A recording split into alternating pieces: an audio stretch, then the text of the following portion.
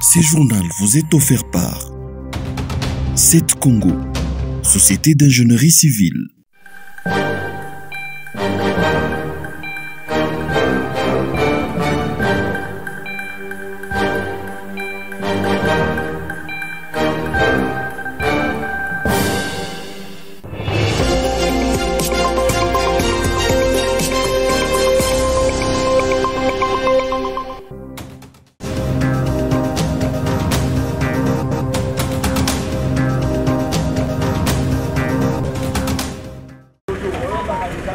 Les commissaires provinciaux de la police nationale de la province du Haut-Katanga, le général Odimba Okito Dieudonné, a présenté 14 présumés bandits ce jeudi 18 juillet. Cette présentation s'est déroulée dans l'enceinte du gouvernorat en présence de Martin Kazembe Choula, le vice-gouverneur de la province. Ce groupe d'inciviques est constitué de plusieurs gangs. Ils opèrent dans les villes de Lubumbashi, Likasi, Kasumbalesa. Ils font également des ravages dans les provinces du Lualaba et du Tanganyika ainsi qu'en République des Zambie.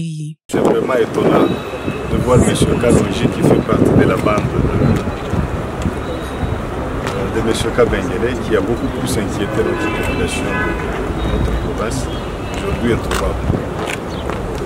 Nous les remettons à la disposition de la justice de faire ce travail et nous allons faire les suivis également. Il ne faudrait pas que demain qu'il soit relâché. Parmi eux se trouve le fameux Kalonji de la bande des Kabengele. Il est aussi accusé de plusieurs meurtres. Il avait notamment assassiné un agent de l'Agence nationale des renseignements. C'était lors de son évasion en 2021 des cachots de cette structure.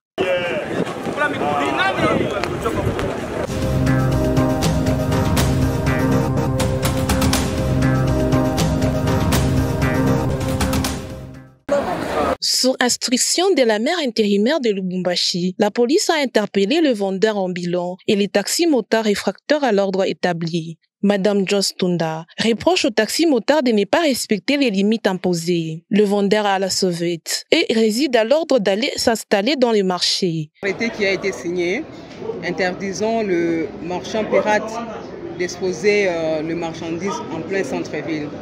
Alors vous allez constater le jour passé ici au centre-ville, tout le monde se permettait de venir avec le marchandise et exposer tout au long des avenues.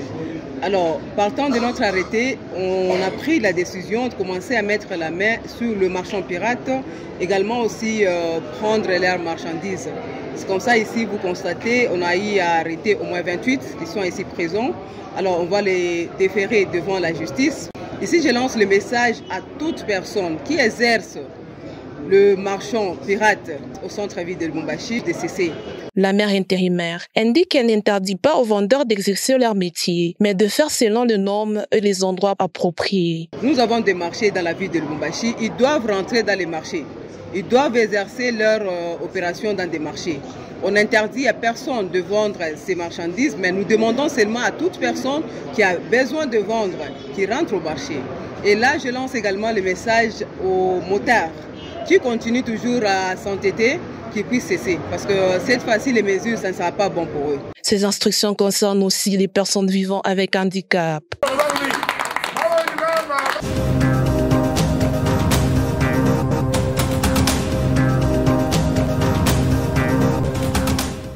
La trêve négociée par les États-Unis entre les rebelles du M23 et les forces armées congolaises est prolongée de 15 jours par l'ambassade américaine ce mercredi à Kinshasa. Cette nouvelle trêve devrait favoriser un nouvel acheminement de l'aide aux déplacés internes. Ces derniers ont aussi l'opportunité de regagner leur foyer. Notons que le premier trêve a été interrompu une fois les rebelles du M23 ont conquis à cette occasion une position de la force armée congolaise au-delà de Kanyabayonga.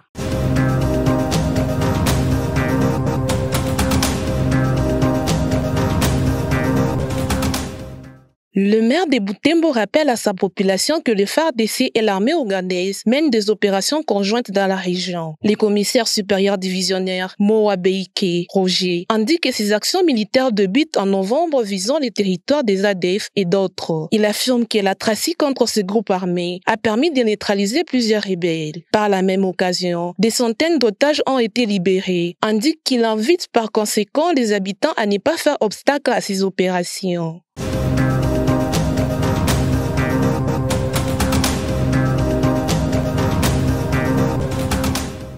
Le vice-premier ministre à la fonction publique dénonce des recrutements opérés en toute illégalité par certains secrétaires généraux. Jean-Pierre Liaou condamne cette entorse aux lois du pays. Une commission d'enquête est déjà constituée. Les coupables risquent la révocation pure et simple. En ma possession, font état d'un mouvement de recrutement massif au sein de nos administrations et services publics. Ces actes sont pour moi des actes irresponsables qui constituent des manquements graves. Le vice-premier ministre annonce par ailleurs que les recrutements au sein de la fonction publique sont suspendus jusqu'à nouvel ordre.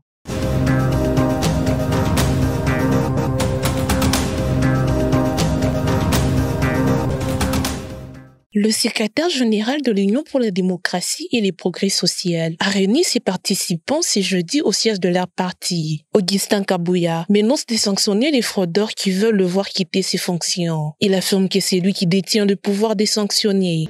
Naza na signature ya kuagir ko sanctionner mutu nyonso. Dala, IDPS viva. Viva. Ngai naza ko ebisa bino biloko wana. Naza koloba yango. Même bao basalaki bango nyonso. Nani rébellion na bango na bobozo wana. Soki na décider que neti na poko awo. Na sanctionner na kosala yango. Pour rappel, 33 autres cadres de l'IDPS ont récemment signé une pétition demandant le départ d'Augustin Kabouya de son poste.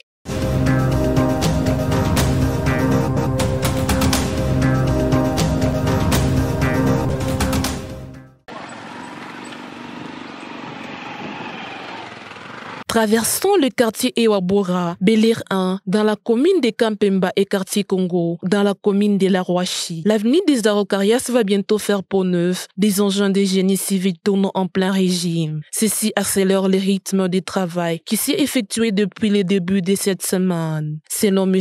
Patient Ilunga, ouvrier de l'entreprise commis sur place, il s'agit d'une route secondaire qui mène vers l'aéroport international de la Loano.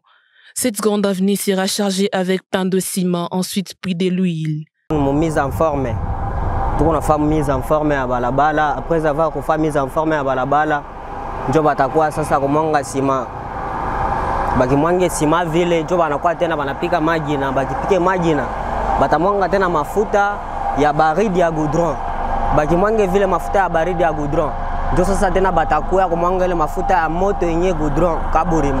Les usagers de cette artère se disent satisfaits. C'est le cas de Félix Mutombo. Il est conducteur de tricycle qui voit déjà la fin de leur calvaire. Tunaona ni kitu kia bien sana banafanya parce que avant hii balabala mkupita donc ilikuwa ni mateso ya mingi. Mais hivi banaanza utengeneze iko c'est un peu bien. Bele bengali kumonzo hivi tunaona changement hata kama unatumika na rudia pa nyumba huko bien. C'est tellement différent na kumbele vile bekoyaka. Pour César Moudi Bengi, usager de cette route et habitant les quartiers Ewabora, il souhaite que les travaux aillent jusqu'au bout. Nous encourageons le gouvernement provincial pour les travaux routiers, mais néanmoins, comme nous sommes encore au début, on se réserve les droits de beaucoup parler, parce que souvent au Congo, on commence bien, mais on finit toujours mal. Alors, mais sinon, c'est un acte à saluer. Nous encourageons le gouvernement qu'ils aillent jusqu'au bout. Et là, nous serons vraiment très satisfaits. Nous serons très contents. En tout cas, c'est une route très capitale, parce que d'abord, Rouachi Mining en bénéficie, la population, et ensuite, ça peut aussi nous faciliter la tâche pour les usagers de la route Moussiri principale, pour essayer un peu de faire diminuer les embouteillages. Les travaux de réhabilitation de l'avenue Araucarias vont durer 2 mois. Une fois réhabilitée, elle va désengorger la circulation au centre-ville. Cette artère est une des voies de contournement rapide vers l'aéroport international de la Loano de Lubumbashi.